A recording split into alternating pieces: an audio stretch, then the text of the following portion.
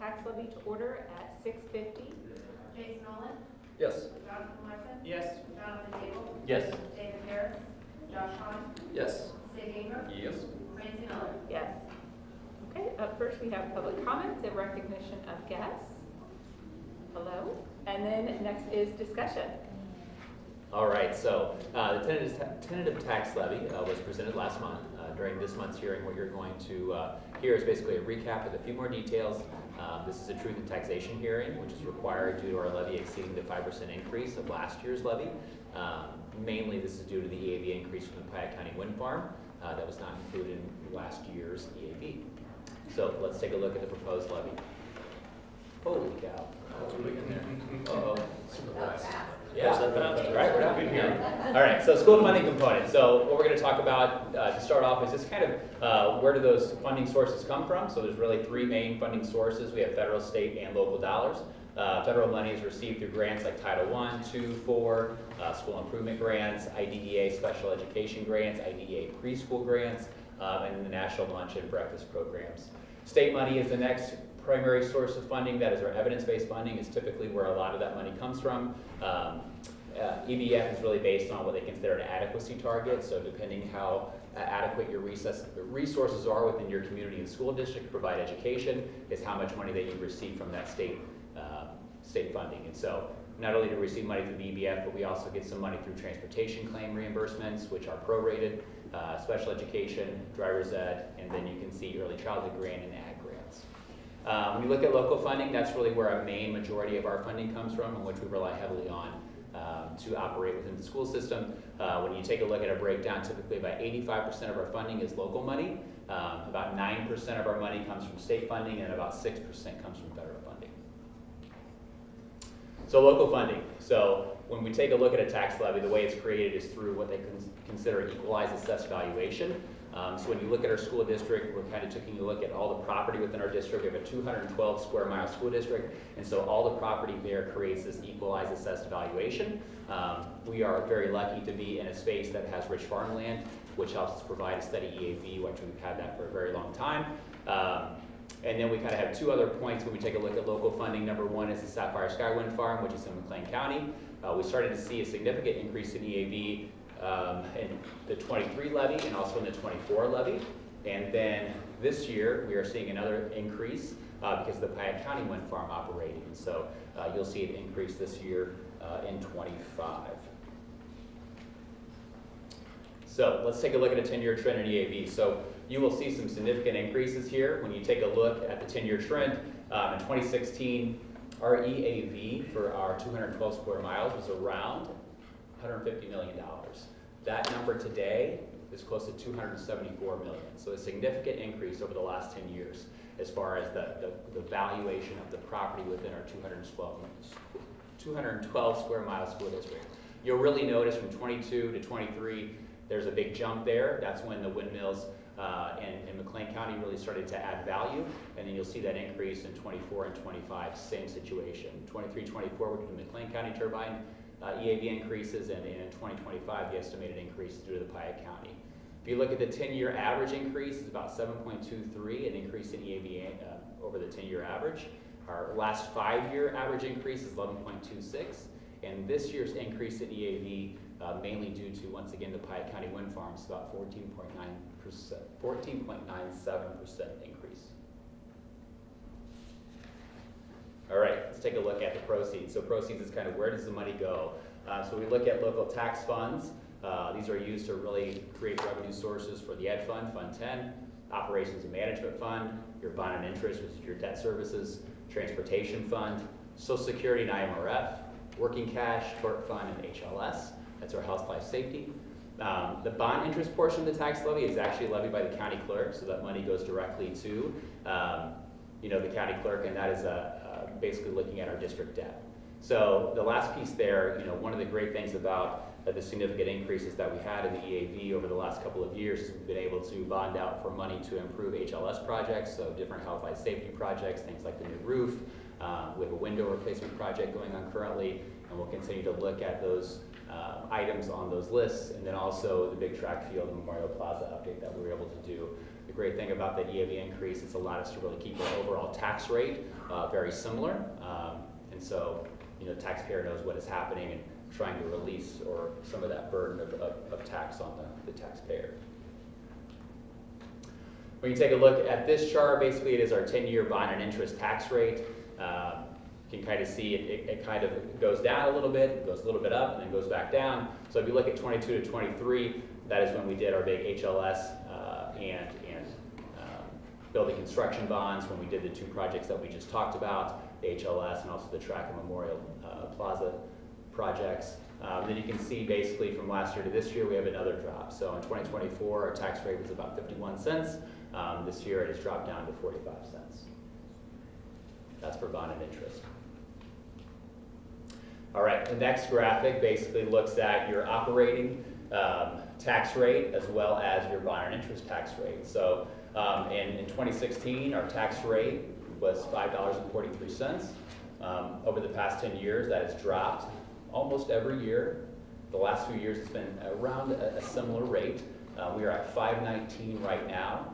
Actually, when you take a look at the historical data, $5.19 is the lowest tax rate that we've had since 2002. So that is a positive, once again, and that is really due to our large amount of EAV increase. It really helps to offset that bond and interest rate.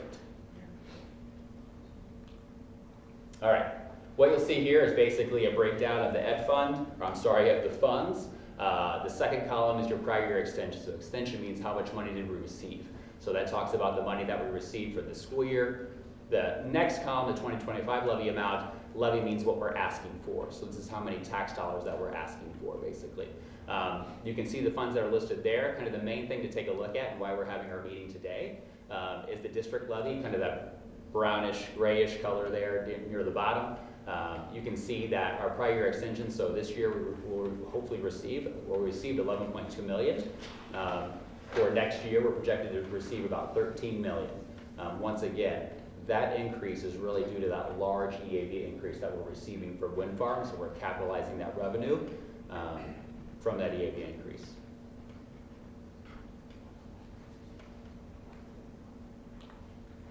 Fund balances.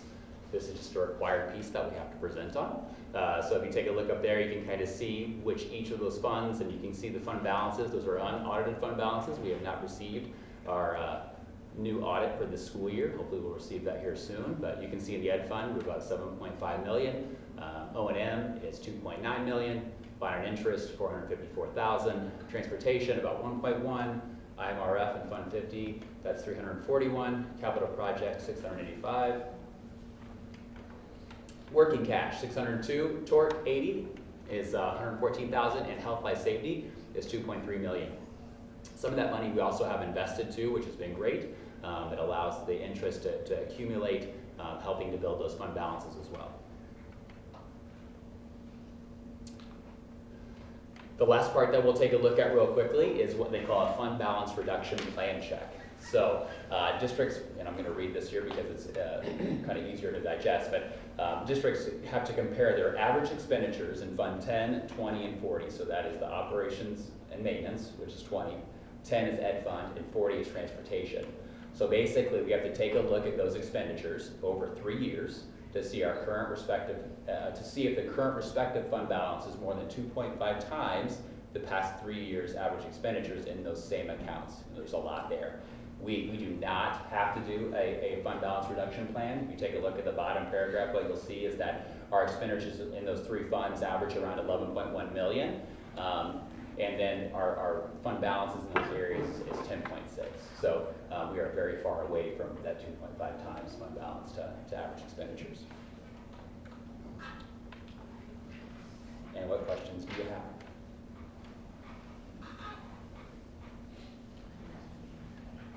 Yeah, it's really the same what we did last month. Really very mirrors what we did at the tentative tax levy. So there's really no new information. Okay. If there are no questions, I need a motion and a second to adjourn the tax levy meeting at 6:59. So, I'll second. Sid and Josh. Jonathan Diego, Yes. Jason Nolan, Yes. David Harris, Sig Ingram, Yes. Jonathan Larson. Yes. Josh Hahn. Yes. Francie Miller. Yes. We literally need to go straight into it. Okay, and I want to call the regular meeting of the Board of Education to order at 7 p.m. Josh Hahn. Yes. Sig Inger. Yes. Jason Nolan. Yes. Jonathan Larson. Yes. David Harris. Jonathan Yeagle. Yes. Francie Miller. Yes. Okay, public comment and recognition of guests. We did not receive any public comment requests. First, we have presentations. With exemplary nights. Yep. Oh, okay, Mr. Huddleston has the list. Hey, Mr. Huddleston, you have the list.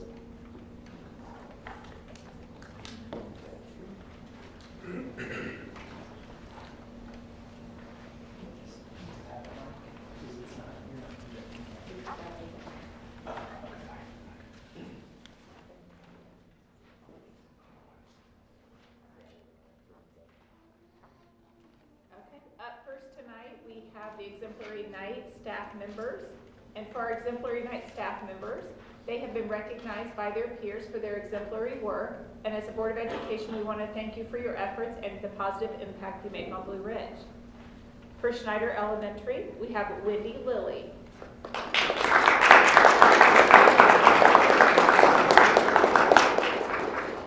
For the intermediate junior high, we have Christine Donaldson.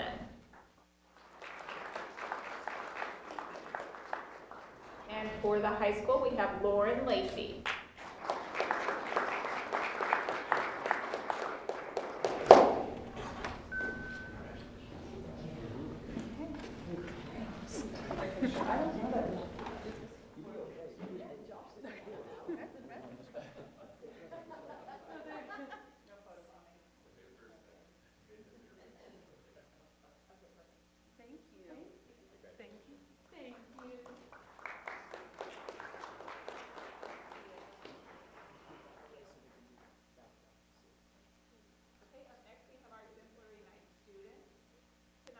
Recognize the exemplary actions that brought these students to the attention of their teachers and principal. As a Board of Education, we appreciate your efforts and excellence, and we want to say thank you for a job well done. From the high school, we have Crystal Chambers.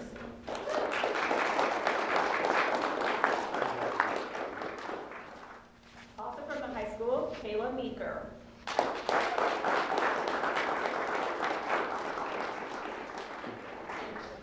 Eighth grade, Addie Dotson. Seventh grade, Dale Peterson. Sixth grade, Briley Maddox. Fifth grade, Ava Meyer.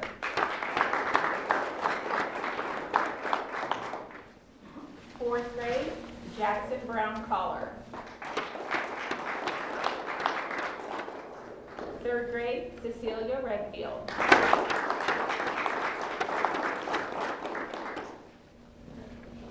Second grade, Artez Winston Jr. First grade, Julian Castor.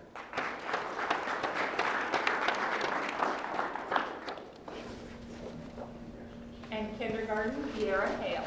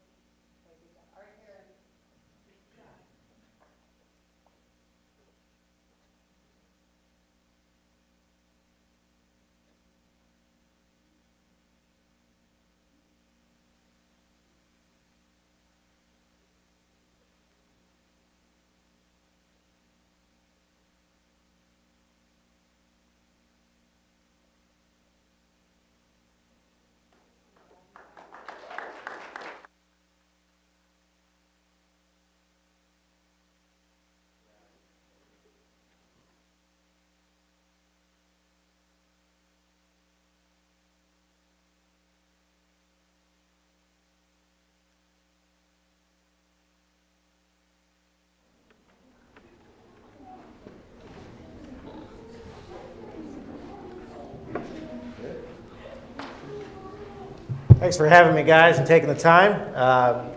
We presented you guys with some insight to our football program and kind of an initiative to get in front of you guys. Not going to take a whole lot of time tonight. We are very proud of our football program. Unfortunately, the helmets only last 10 years, and those are due for replacement. When Shutt showed up this last October, they took 45 helmets with them, and we will not receive those. Coach Kramer here has put together a nice presentation on the financials behind the helmets that we require to have this program and move forward. Like I said, he's going to take it from here and kind of discuss those aspects. So in 1st of November, we received a proposal from Shutt, who does our reconditioning. They've also provided us with equipment, helmets, shoulder pads in the past. They were kind enough to put together a proposal for us to talk about replacements and what was available. They put together an offer for us based on a program that they have available this fall, runs until December 31st. That offer was for their F7 helmet, which I think is it's a picture of the helmet right there. That is their latest helmet that they've produced. Is a 5-star rated helmet. That means it's rated by the Virginia Tech University. They do a rating system an independent rating system for football helmets. They've been doing it for a long time. I don't know exactly how long, but it is a 5-star rated helmet, which is the highest rating that you can get for a helmet as far as safety and protection for athletes. By comparison, the most popular helmet from the other manufacturer, the most popular manufacturer, which is Riddell, is a 3-star helmet. So this is a very good helmet, very highly rated. Their proposal was to replace the 40 helmets that we have currently. And the reason that we have, or we've chose to stick with the number of 40 helmets is our average beginning of the season roster is about 25 athletes, has been for the past 5 years. We anticipate over the next 5 to 6 years that number going up as enrollments in the school, just like we're having to add sections and things like that in some of the lower grades, particularly at the upper elementary school. We're looking at more athletes being available to join the program. So as we move forward, we really like to keep that 40 helmets. Obviously, we can't have 25 helmets because we wouldn't be able to fit all of the athletes because they're sized, small, medium, large, extra large. We need to have some extra inventory in order to accommodate different size heads and make sure that we've got what we need as far as the athletes are concerned. We do have 5 helmets currently in stock that were purchased over the last 5 years, 6 years? So we do have five helmets that we've purchased over the last 6 years that we can continue to use. They obviously will age out after their 10-year mark. So we've got about another 5 years left on those particular helmets. But again, we wanted to stick with the same number of helmets that we had in the past, which was 40. The proposed price on those helmets was $325. That is a discount off of the regular retail price, which is $499.99. That's a sale that they're running again through the end of the year. That would bring the total for the helmets to $13,000 in cost. They have a program, as I mentioned earlier, that they're running through the end of the year, which allows for an installment payment plan, and I'll detail that on the next slide, but that's why we have shoulder pads on here as well. Although the shoulder pads don't have an expiration date on them, a lot of our shoulder pads are getting pretty long in the tooth. Some of them have been brought over from other programs, purchased used, things like that. We've got quite a few shoulder pads, but we really could use some replacements. They proposed 15 sets of shoulder pads at a price of $150. Those shoulder pads typically retail for $269.99, and that would give us a total on the shoulder pads for $2,250, bringing the total cost to $15,250. So the payment plan option that they offered to us was for 2 installments to be paid over 2 years. So the first installment would be due September 1st of '26 for $76.25.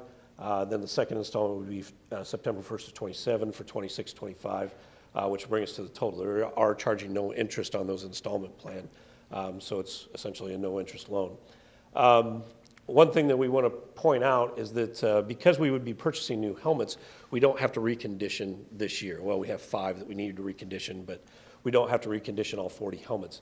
So that brings our expense this year, which is a normal expense of $4,000, would bring our reconditioning expense this year to only $500. That leaves us a balance of $3,500 that could be applied to that first installment.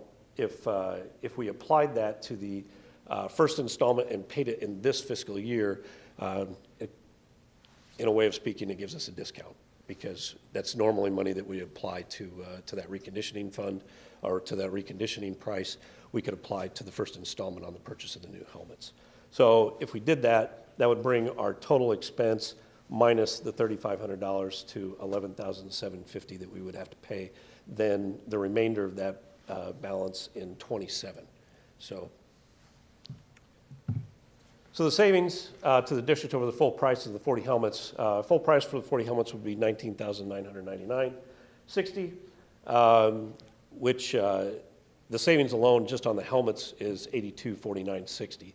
That represents essentially 2 years worth of reconditioning for the 40 helmets at $100 a piece. That would basically pay for the reconditioning that we have for '26 and '27. And then on top of that, we get 15 shoulder pads kind of as a bonus, which again would be about $4,000.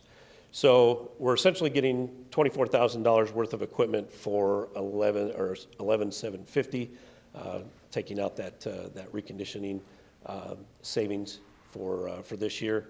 So that's essentially a 50% reduction over the retail price for the helmets. After the first of the year, the sale that they're having right now will no longer be available. So we have until the end of this month to make a decision on this and move forward, or we're going to be paying full price for helmets moving into the spring and into the fall. So that's where we're at. So we're here to ask for the board to consider and approve the purchase of helmets through SHUT. Please. So when they recondition, what all do they do to the helmet? And how often do we have to recondition after we purchase the new helmet? Yearly. Are we good for like 2 years, or next year we're reconditioning? Every football team goes through the same situation. It's a yearly expense. Annually, so. You can probably tell them better what they Even if the helmets aren't used, the IHSA and NFHS requires that sticker Oh, that okay. says it was reconditioned for this year, just to prove that it's safe for use on the field. So we've had, how many helmets? 45, 51, as a matter of fact, for the total helmets we've had for the last 10 years. And every year you got to send every one of them in, whether they've been used or not. But the reconditioning, they take out all the pads, they break them down, they sandblast them down, and then they repaint everything. And that's all included in one big lump sum. But that's required by the state of Illinois. And we typically get 1 or 2 back every year that if there's hairline cracks in them or something like that we didn't notice or see or whatever, and then those are no longer available. So they break those down and they just send us the shells back. Gotcha. Thanks. That's why we had to purchase, the 5 over the last couple of years. If one breaks down, we want to ship another one. For those ones that aren't used, like for instance, here we have those extra ones, does the tenure start as soon as we receive the helmets, or is it when they're utilized? It starts whenever the first sticker is put on that helmet. I mean, I get what you're saying. Yeah, I'm just wondering, Yeah. Yeah. Okay. So whenever when they give them to us, they issue a sticker for the helmet that it's available to be used for that year. Okay. And since we really never know until the season, if we knew everybody was going to be a medium, then, we would know exactly what we needed as far as helmet sizes, but, from one year to the next. And oftentimes we have athletes that are switching helmets even once they get there, so they try one on maybe in the summertime, and then by the fall, their hair's gotten longer or whatever else. And so they're switching sizes of helmets, even part of the way through the year. How often do they change the standards on helmets? Is it like a 5-year, 10-year, or did they just change standards on helmets? Kind of that. And the only reason why I'm wondering is if there's a cycle on this, is there a sale on this because they're getting ready to change the standard on the helmet? Or? The reason that they have the sale on these helmets is because it's a brand new helmet, and they're wanting to promote it and get it out in the field as much as they can. So it's their latest and greatest. So they're wanting to make sure that they've got, it's a sales idea, right? You know, they're trying to make sure that people are using them and that they can say, you know, look how many people are using our helmets. So I don't know of any like cycle on helmet standards. I mean, they're Like every 5 years, they might have something new developed with concussion research and all that, but it's not very often. Shuts in competition with Rydell and other helmet manufacturers. This kind of what they call their tectonic breaks in the helmet, where it's actually got flex points where there's spaces so that the pieces can move independently. That started 5 years ago with Rydell, I think, came out with those. So, but it doesn't exclude the use of your helmet. Your helmet's still good for 10 years no matter what.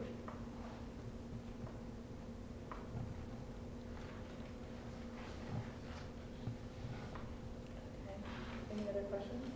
So while we do not have a motion in the packet, obviously we will at least need a feeling. If we want, we can, football is on the agenda, so we could add a motion here if we want to go ahead and, you know, how people are feeling about this. Clearly, we would want to make a decision prior to December 31st, not put this on the January agenda. So. Yeah, I'd be comfortable moving forward with it. Okay. Christy, we're going to write a motion. Okay, let me look at the different motion to help me. So I need a motion and a second to approve the football helmet proposal with, is it just called Shutt? Is that the name Yes. of the company? Yeah. With Shutt for 40 F7 air helmets with face masks and 15 hybrid shoulder pads for a total cost of $15,250. Do you have that? No. That's some of it. Yeah, I don't like the one to. Yeah. So just write however you think best. I need a motion and a second for that. So, I'll second. Sid and Josh. You can tell they've been writing a lot more. Josh Hahn, Yes. Jason Nolan, Yes. Sig Inger, yes. David Harris, Jonathan Yeagle, Yes. Jonathan Larson, Yes. Francie Miller. Yes. Well, thanks, guys. Appreciate it. Thank you, appreciate it. You're supposed to stop. I don't see you guys every 7 years on the switch.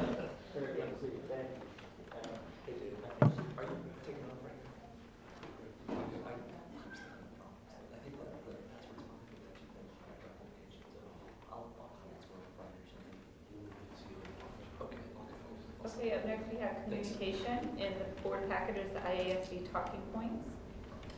And then we have committee reports. No.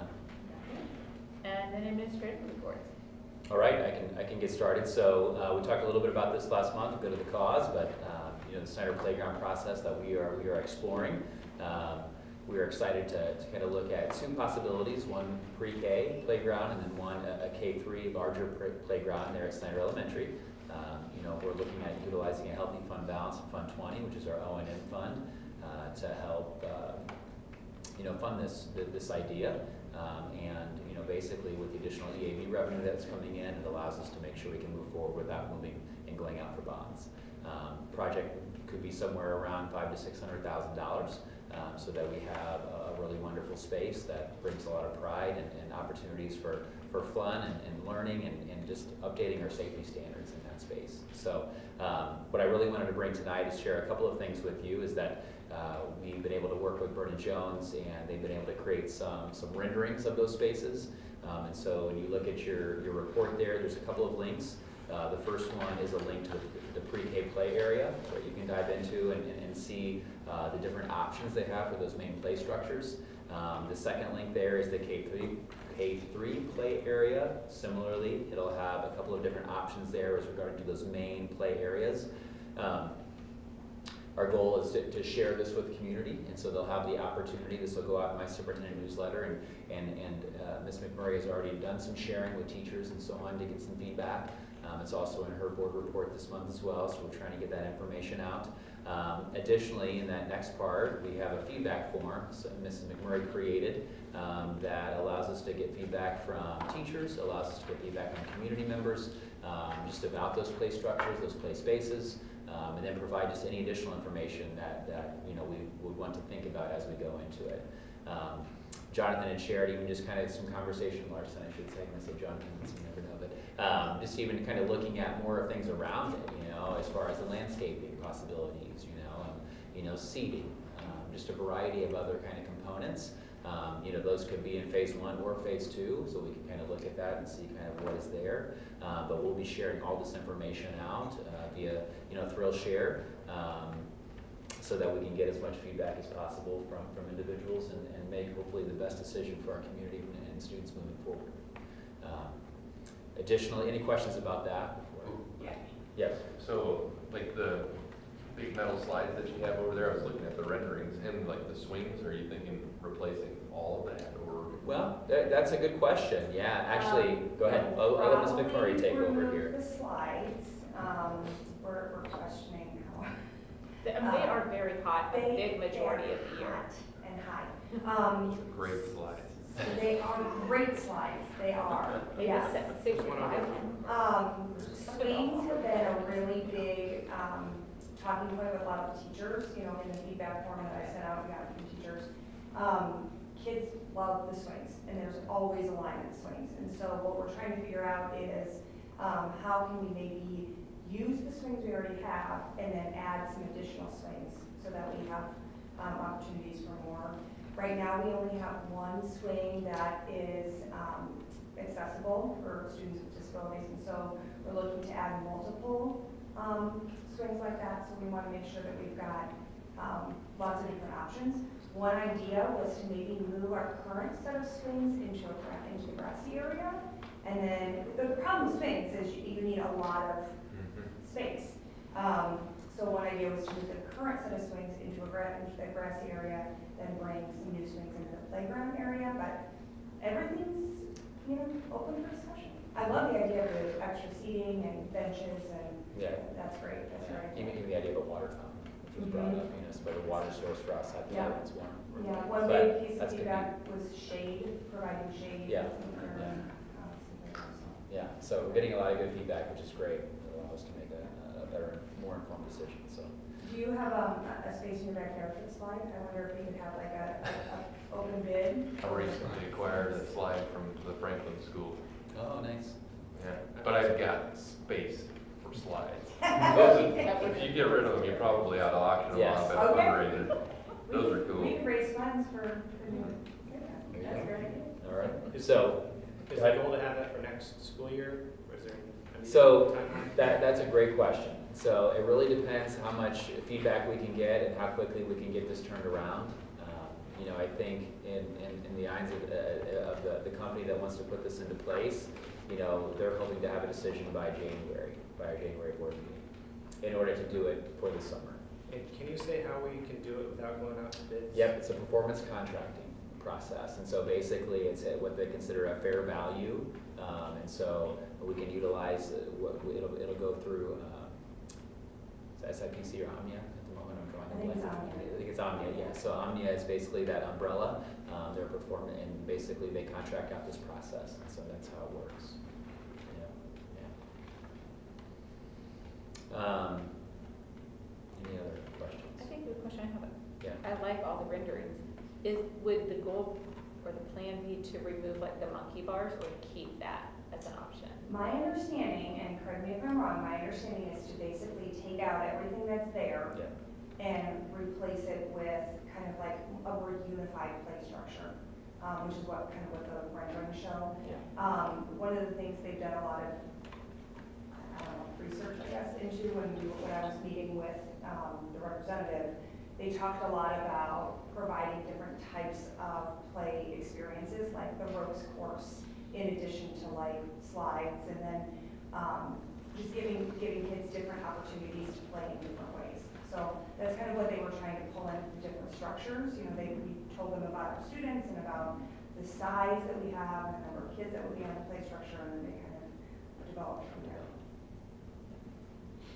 A lot of kids hang upside down for a long recess, just my experience. At least kindergarten, first A graders. lot of sensory experiences, yeah, and Yeah, so that's there's a lot a of big upside part. down play, so I'm Yeah. like, Yeah, just. That's a big part of the design process, is those sensory experiences. yeah.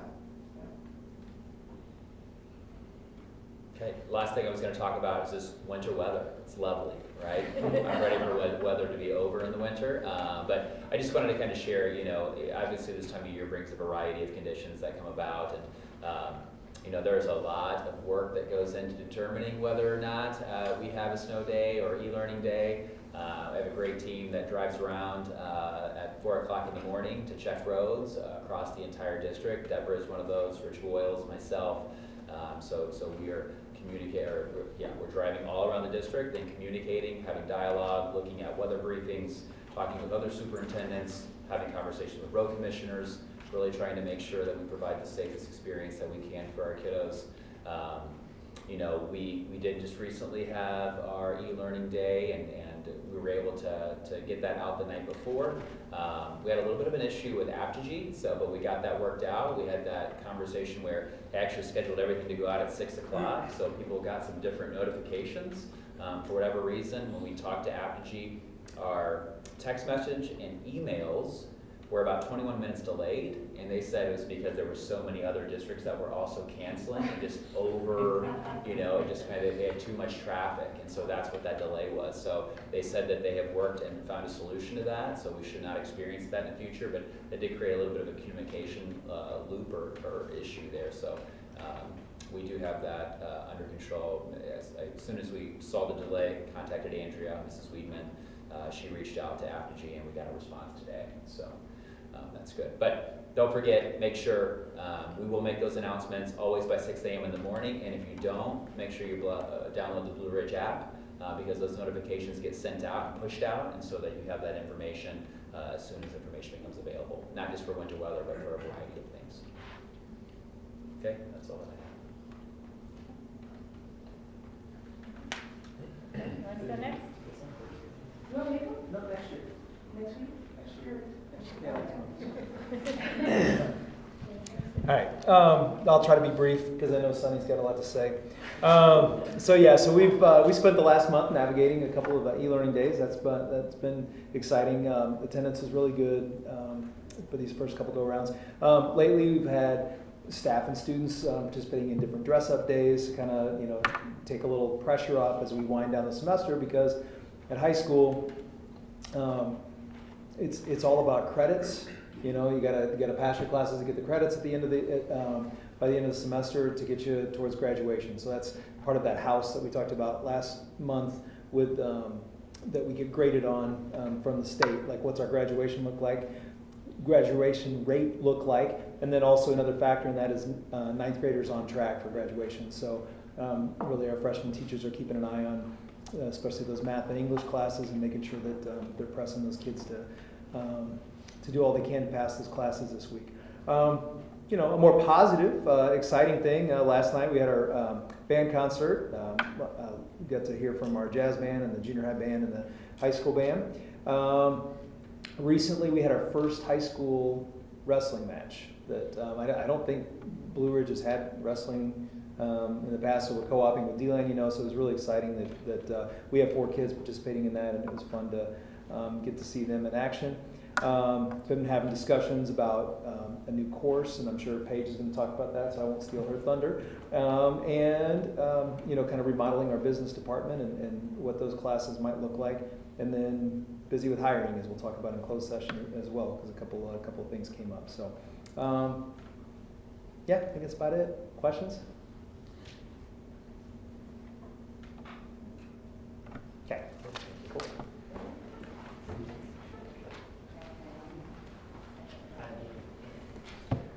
Good evening. I just want to talk about a few things that's gone on the last month. Right before the last board meeting, or right around that time, we had our Thanksgiving lunch. That's become one of my favorite traditions at our Mansfield campus. It's kind of one of those things where You think it's gonna be, you know, just a small event, and then you realize within like 2 hours of time, you've had over 200 people, along with all your students coming through your school. And it was great, because it's not just, you know, the nice thing I like about it is it's not just our parents and grandparents. There's also people from the community come through. Mr. Harris was there with his wife, and lots of other people from the community. So it really helps, you know, you understand, especially someone that maybe didn't grow up in this district, to realize how important that community is as part of what we do every day. So it's really uplifting. I enjoy that. We had, despite the nasty weather, we managed to pull off the winter play, our Christmas play. Mr. Yeagle, thank you for sticking all through that. We had some delays here and there, but we ended up getting it done on our Monday evening, even though we had an e-learning day. And then pretty cool is because everything was still all set up, we were able to have that for our student body yesterday, which we haven't really done in a while. And so we're hoping to repeat that tradition moving forward, maybe in the capacity of like a dress rehearsal, so that our kids can, it's really interesting as you watch the kids watch their peers in a light that they've never seen them in before, performing and singing. And it's just, you know, the quiet kid in class that's the MC of the entire show. You know, thinking of Abby Isaacs, and just, it's just a great experience for our kids, something that's not something you get every day. Boys basketball is still going strong. They're going to have a couple of open gyms during Christmas break. They'll go all the way through December, the rest of December, January. They'll play through the month, and then the tournament kind of wraps up at the end of January for our junior high team. And then we're just getting started with girls volleyball. And so we're excited to see how that goes. Our first volleyball match is going to be on January 8th when we get back from break. They're going to be traveling over to Calvary Christian Academy over in Bloomington Normal area. And last but not least is our Christmas sing-along. That's how we kind of end our year at BRI JHS, where we invite families to come in. All of our kids kind of sit in the middle of the basketball court facing the stands. And then Colin Norrisworthy, our new music teacher, has been having them practice songs with our 4, 5, and 6, and they're songs that our 7th and 8th grades already know because of the tradition there. And it's a great way just to end the year on a really positive note. Any questions you guys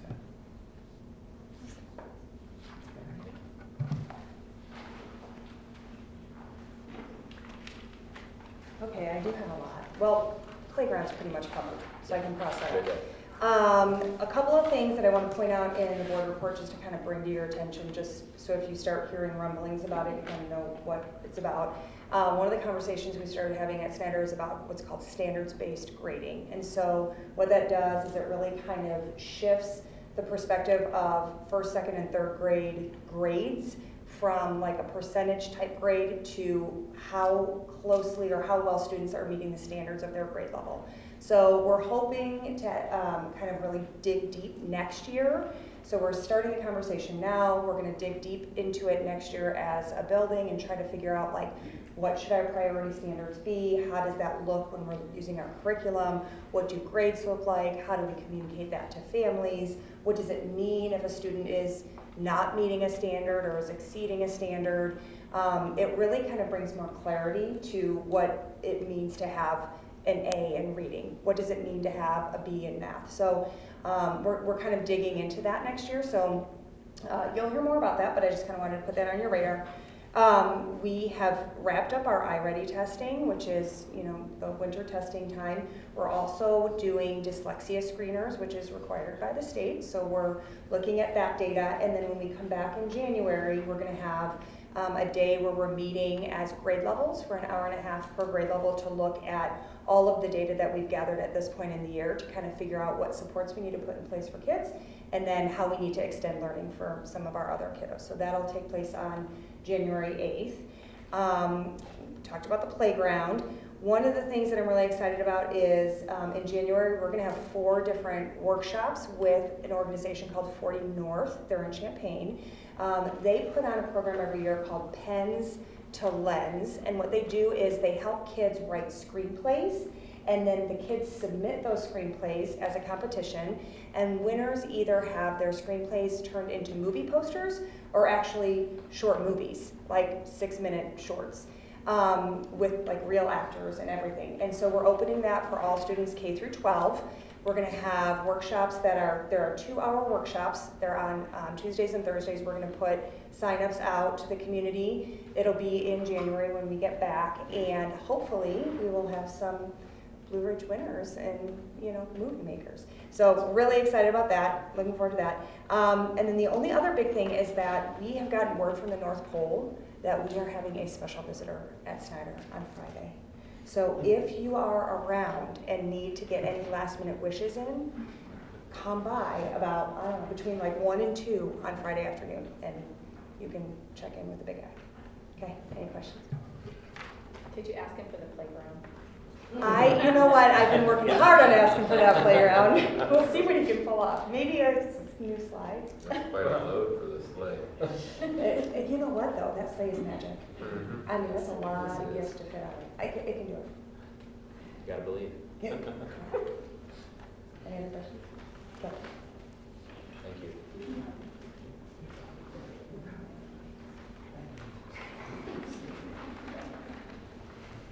Okay, just a few things. I don't have a lot to talk about. There was a lot in my report, but I'll just cover a few highlights. We've had a lot of writing PD with our kindergarten and first grade teams. We've been working with Dr. McKenna now for 2 years. She's a professor at the U of I, and she comes over and works with each of those grade level teams, looking at our current curriculum and how we can strengthen the writing that's already embedded in there. And the last 2 months, our first grade teams have been bringing writing samples where she really looks at, we look at the samples as a team and highlight the successes of applying the different strategies that she's been going over with them. And so Sunny and I meet with each of those teams once a month, and we've gotten some really good feedback that they want to continue that work this next spring. So we will continue that. Like Mr. Easter said, we will be bringing a proposal in January for a new class at the high school as part of the business department. It would be an entrepreneurship class. We have looked at the current course offerings, and we feel like by restructuring some of those, we would open up room where we can offer an additional course. So next month, I will have all the specifics for you as far as what we would need to consolidate, the different objectives for the class. I do want to say, though, the entrepreneurship class would not be in place of our CEO program, that it would be, you know, maybe something those students who are enrolled in that could also take this class, this course as well. And then it would give the opportunity to our students who are not in CEO, but who are interested in studying entrepreneurship, where they would be able to hopefully get some experience in that area. So I'll have lots of details about that course next month. Also next month, we have our EIU dual credit courses starting. So we will have our Intro to Educational Technology, as well as Teaching the Diverse Student. So those will be starting that first week back. We come in January. Curriculum Day, we have some ELA professional development. We have some more first aid and CPR certification. We have a presentation on AI in the classrooms. We are also, let's see, there's one more thing. Oh, our special education administrator, he is going to be working with our special education teachers, just reviewing what the roles are of the teachers, as well, of the special ed teachers, and then the roles that the regular ed teachers play when they're co-teaching in a classroom together. So that will be the focus of his presentation on January 5th. And then finally, the final title allotment money. was distributed, so I did write an amendment for our Title I, and we put some of that money that was, some of the additional money that was allotted into professional development for our Title I teachers, as well as we had some extra money in materials that we moved over to professional development because we're exploring some different opportunities for professional development that they have expressed an interest in attending. And I think that's it. Any questions? Okay. I don't know if you saw it. I saw like a news clip. I was sitting here trying my phone, of course, won't pull it up. U of I? Yeah, I watched that on That this. side, So yeah. what Francie's talking about is on the news this morning, I saw that the U of I is offering free, it said free dual, I haven't looked into this, but it said free dual credit courses, collaborating with high schools. Special education was one focus. It was like There were 3 other science ones. related, and I know it said Rand Tool. Rand was Tool has funded already by them. committed, so that's on And my high list to school. follow up, yeah. I was like, who are the connections? I want to look into it more because it could be someone I know too. Yeah. Is this something that would work for us? Mm-hmm. Free Yeah, is great. yeah, it caught my attention this morning. Usually I ignore the news when Derek's Yeah. watching it, but that, oh, wait, what's that? So, okay, thank you.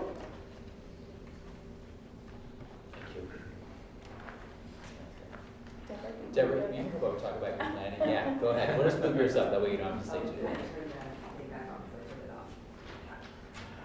I'm so loud, I don't think I need it, but okay. Hi, everyone. How are you tonight? Not too bad. How are you? Nervous as always. It just gets in my stomach. It's just me. We're good. Is it on?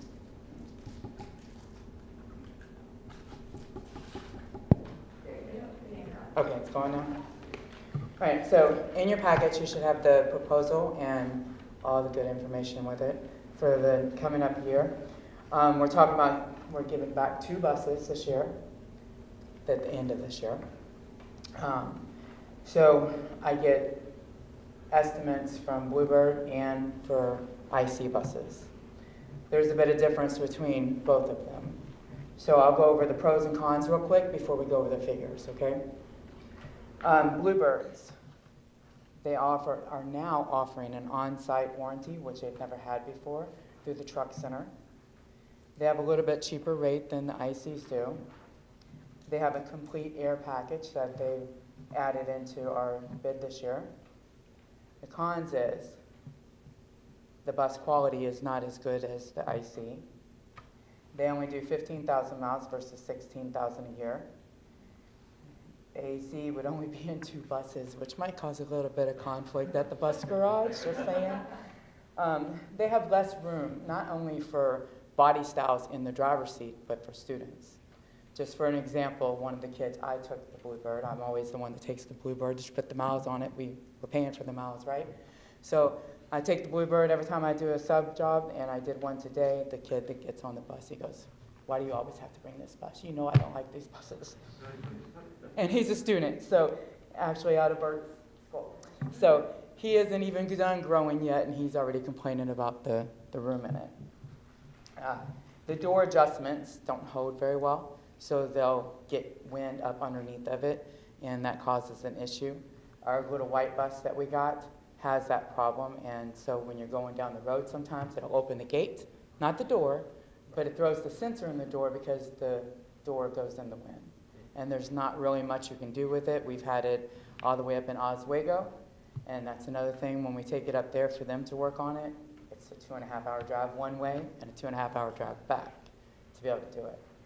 So they finally figured out how to get it to stop throwing it constantly, but still, when on our way back with it, it came out 8 times because it was a windy day. So that being said, I consider the service not to be so great. If it was fixed and we went and had the same issues. The IC buses, pros, they've always had the on-site service. They do have dash air for all their new buses instead of full air.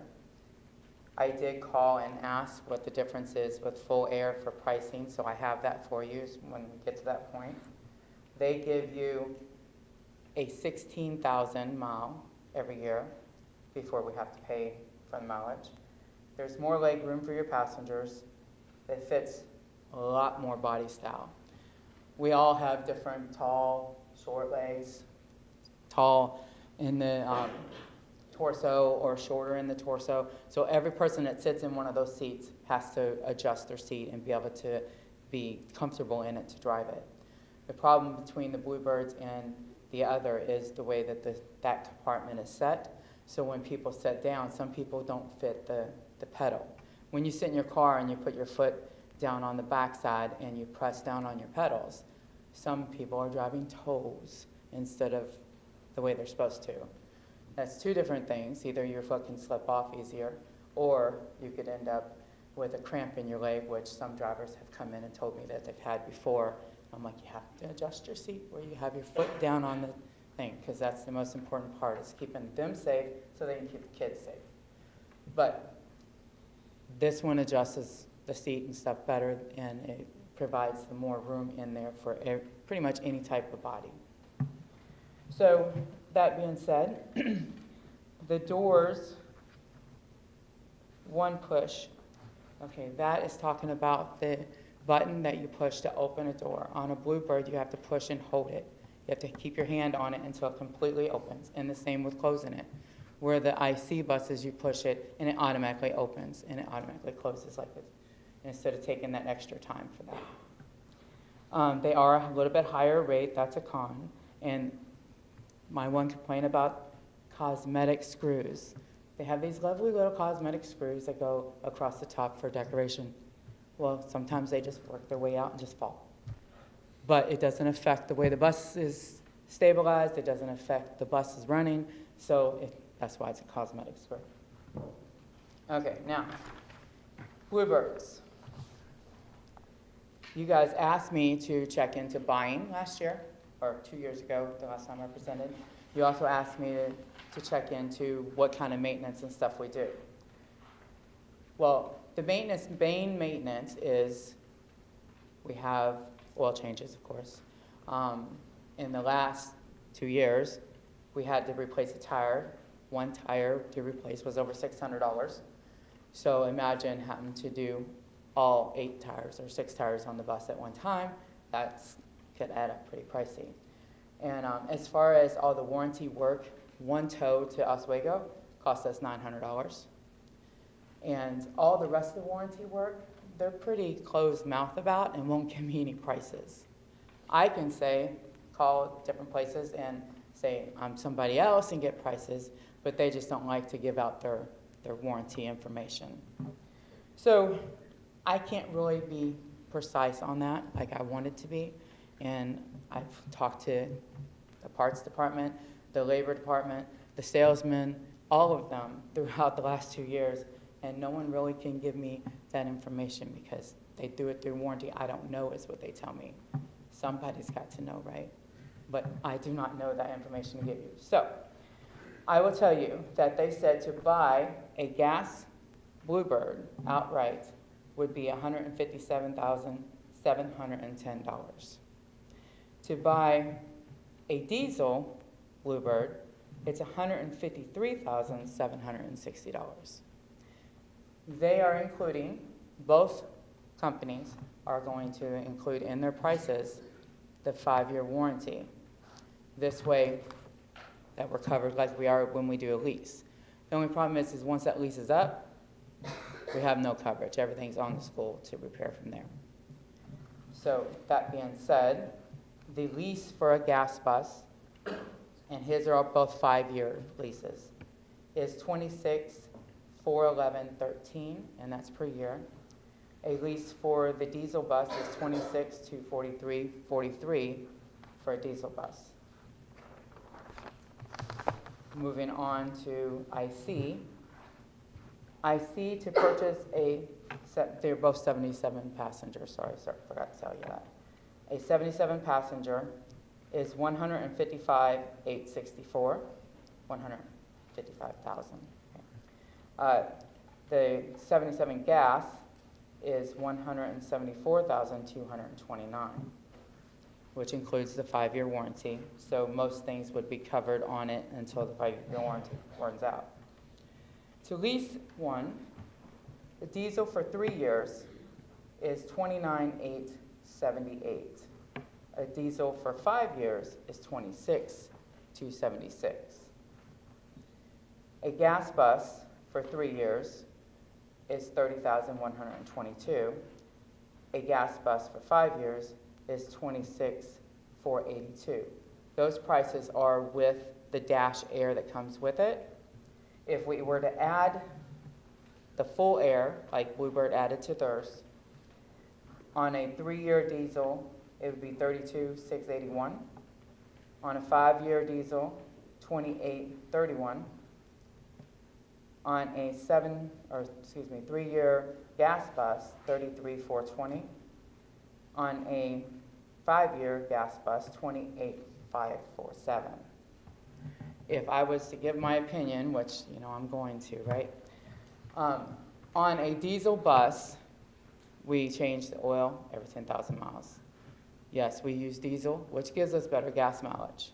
When we bought the 3 buses that are gas, well, leased them, they were gotten because we couldn't really lease a diesel because they were having too many problems at that time. And the salesman says, I really can't lease you a 5-year diesel because of all the issues they're having. They've fixed that, thank goodness. But the amount of miles that we get from a diesel versus the gas is tremendously different. So I wouldn't recommend getting the gas anymore. We did what we had to that year. We got the gas. Sounded like a good deal, but 5 miles a gallon is not a good deal. And that every time you do your service on it, we're getting a little less gas mileage. And for some reason, I don't know why we're running down the brakes faster on them, because we've never had to do brakes at all every time we've gotten a diesel. So I don't know what makes the difference there, if it's a rougher stop or something because it's gas, but I've noticed it. The mechanics told me about the buses with the brakes, and all 3 of them are wearing about the same. So I fear that we're going to have to do the brakes on that before the 5 years is up, and normally we wouldn't have to do that. Okay, so any questions? I know I just threw a bunch of information at you. So on the lease, how much maintenance is covered? Is it? So anything that's broke down on, let's see, I'm trying to think of something that isn't on our lease. With the diesel from Midwest, I think that there was only one thing, and it had to do with the exhaust, but where it had broke at, it was covered. But if the exhaust head went bad after that, then it wouldn't have been. So one of our gas buses went on the back roads, and our back roads are a little bumpy. Well, apparently it cracked right at the seal, and that's why we got it covered. Otherwise, we'd had to pay for that.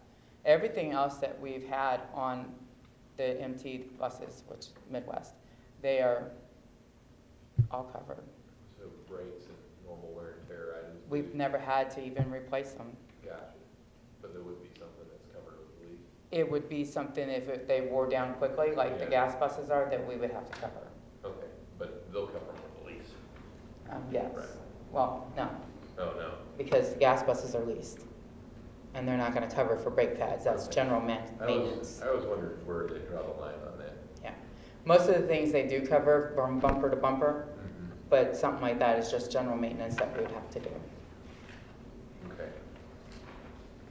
Did you have something else? Yes, looking at the diesel versus gas, how much is the DEF going to come into it? I mean, DEF I know is a huge pain, but it's an added cost It and is. everything else, but I don't know how much. It's an added cost, but what we're spending in oil for extra for the other buses, it's less. It's a wash. Yes. Gotcha. Thanks. Any other questions? You guys get to choose which one. Thank you. Thank you for coming.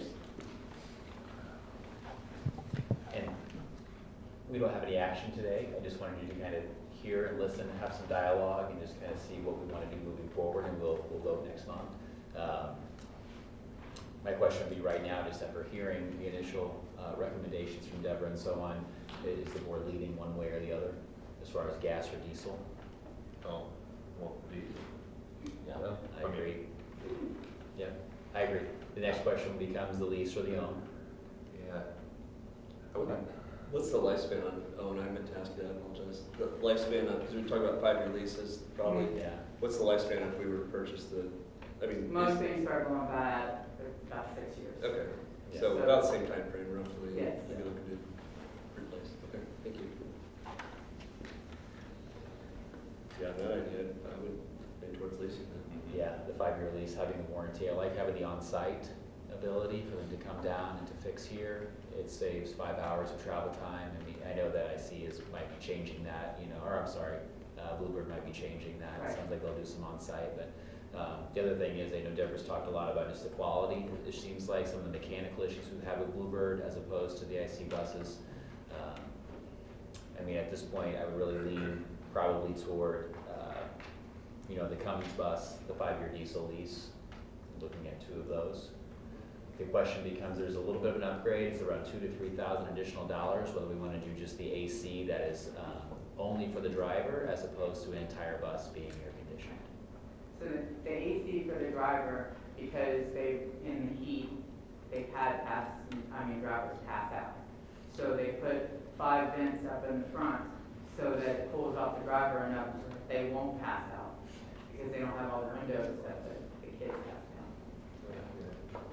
how much is a 5-year-old bus with typical school district mileage, like, what do those sell for? I can't tell you that. I've never tried to sell one. This wonder, like, Yeah. what do you get a used up bus for?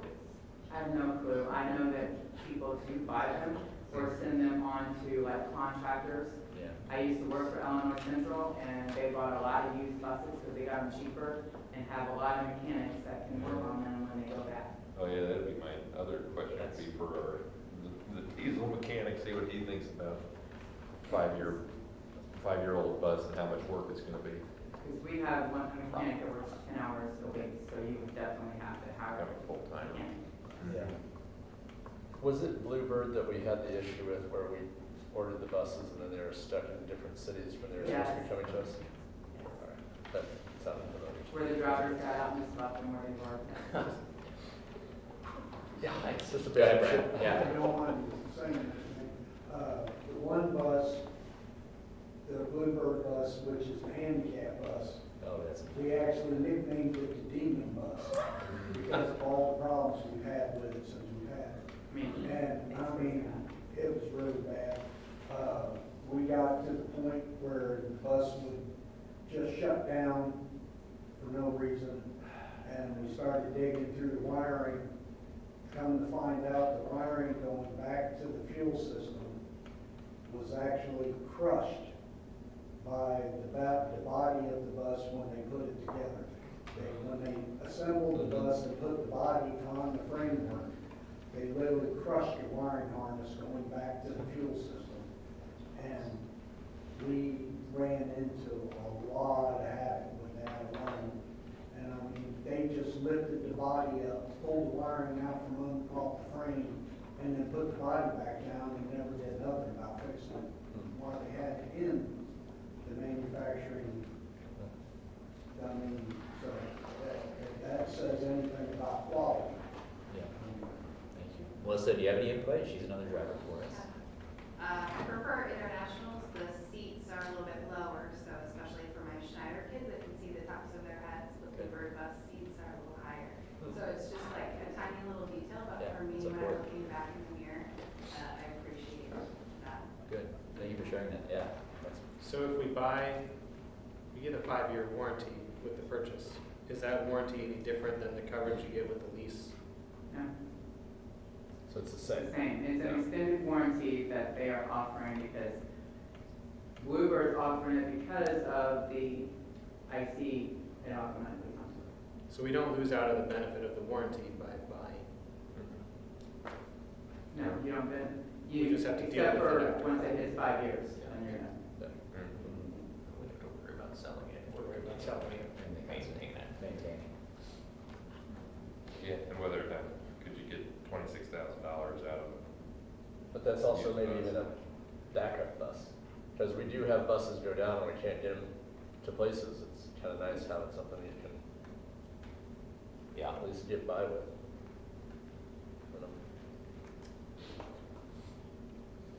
I tend to drive vehicles to death, so.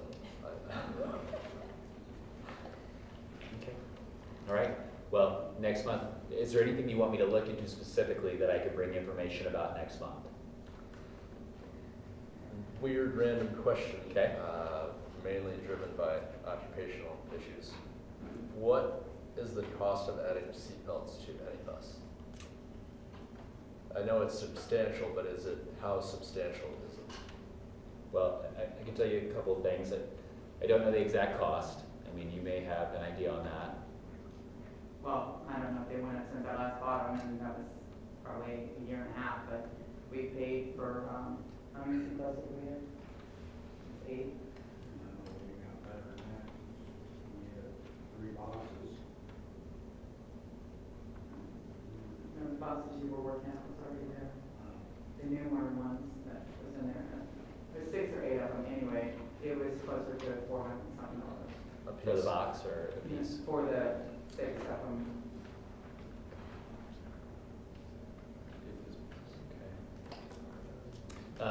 I do know that there is a bill out there. We actually just talked about it at our ROE SUIT meeting yesterday, where I believe in the state of Illinois by 2031, that all buses will have to have seat belts.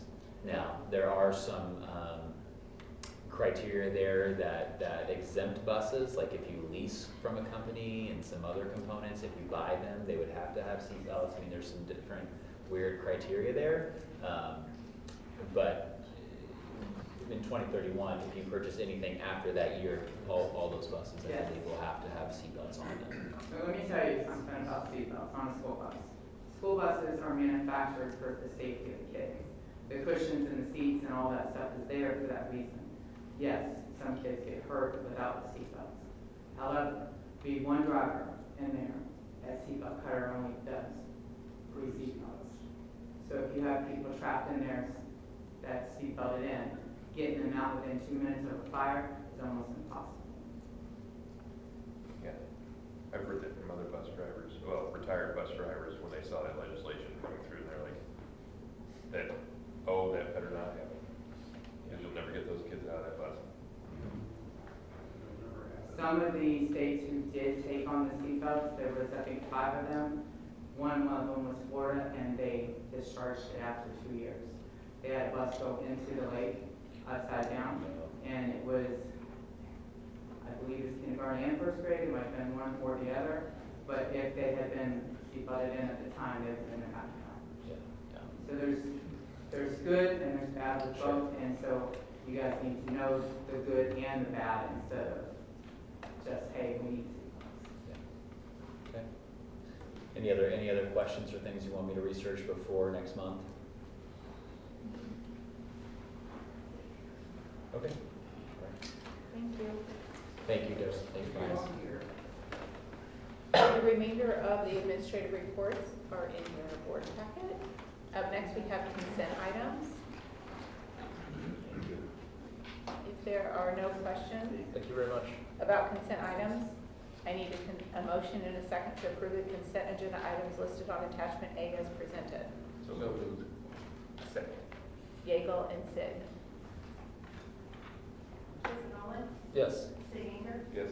David Harris, Jonathan Larson, Yes. Josh Hahn, Yes. Jonathan Gable. Yes. Francie Miller. Yes. Okay, old business, the 2025 tax levy. All right, the levy was presented tonight. It really mirrored what we did in last month.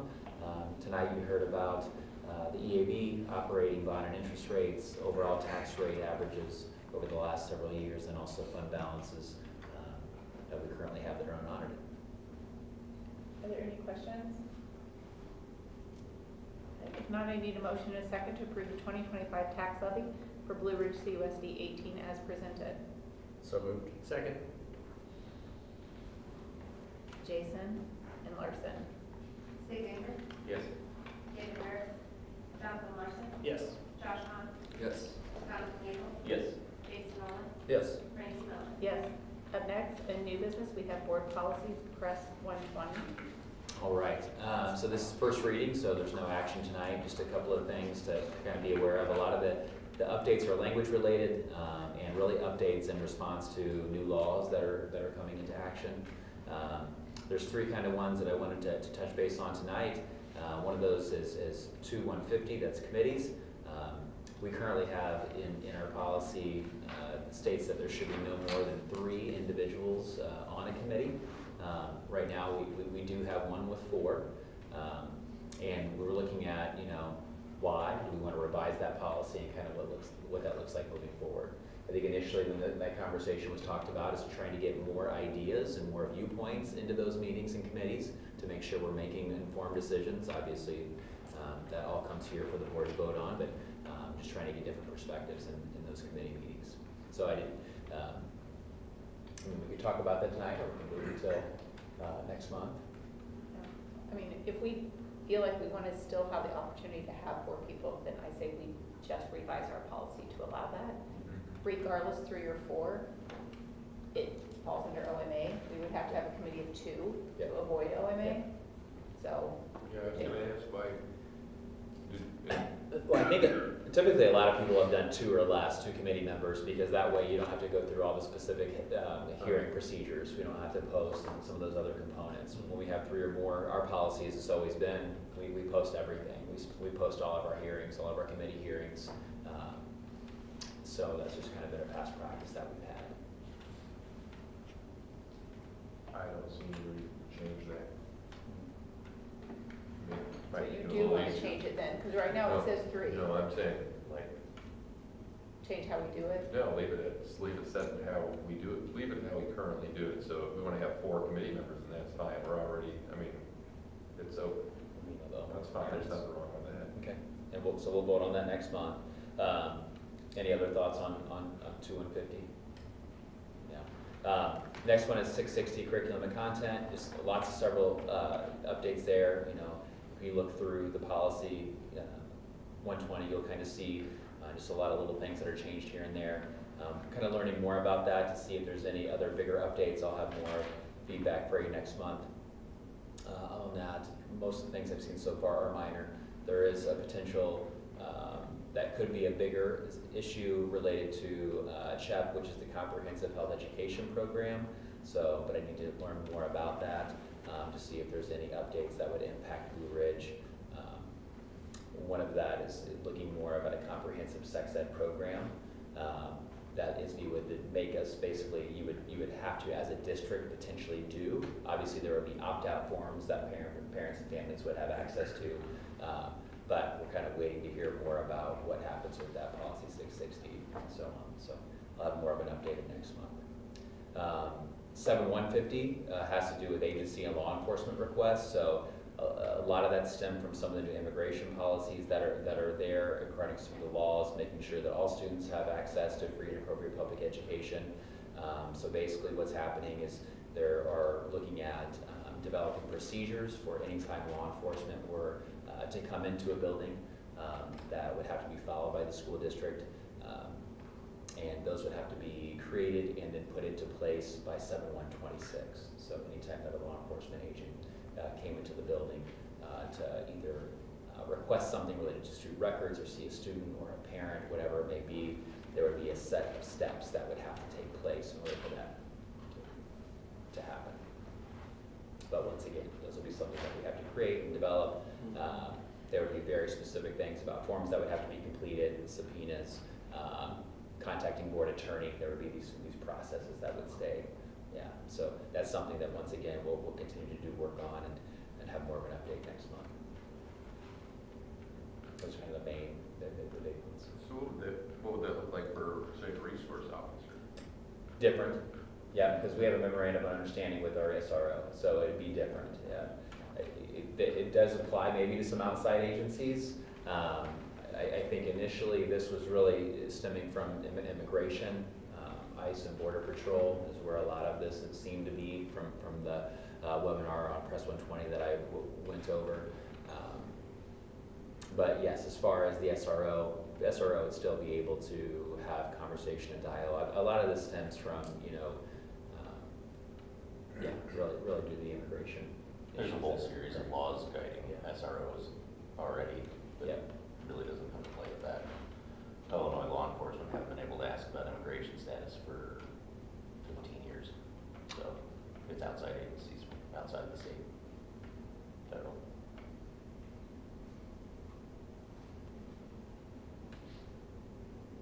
That's all I have.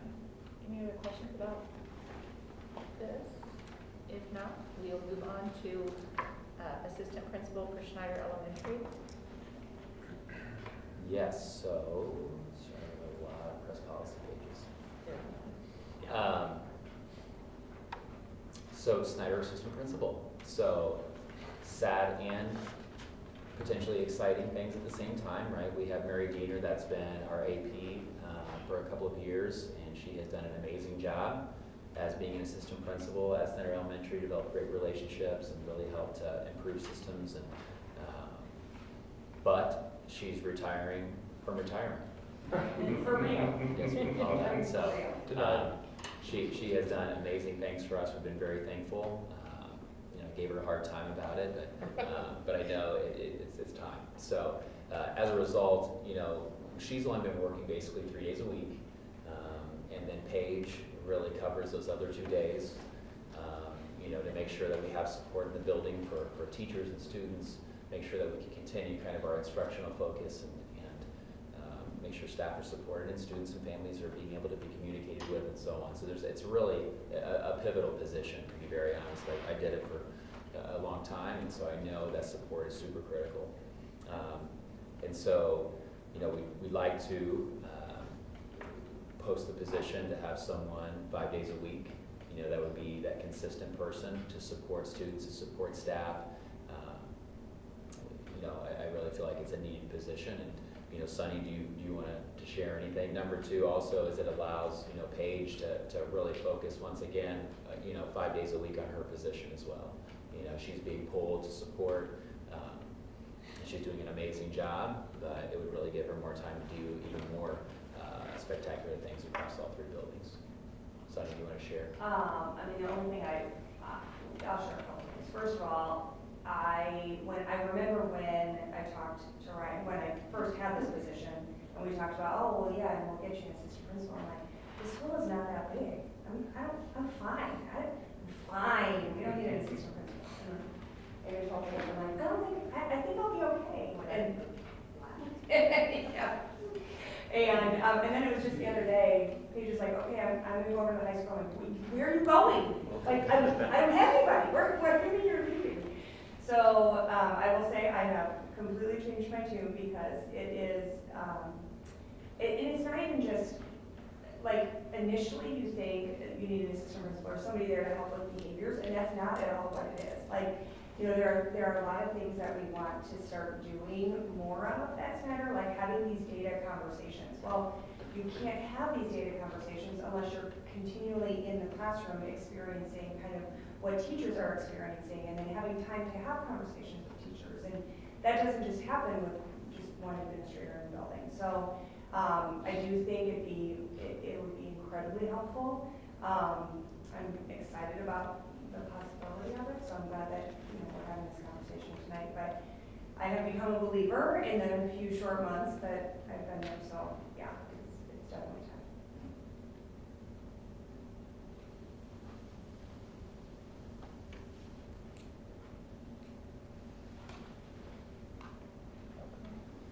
Let's go back to tonight.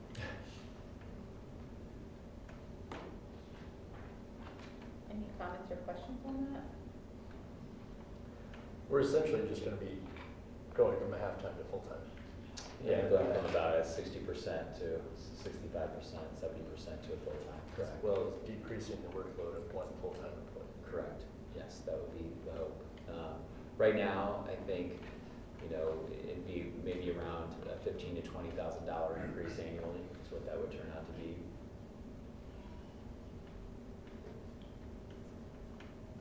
But that return on investment, I think, will be well worth it.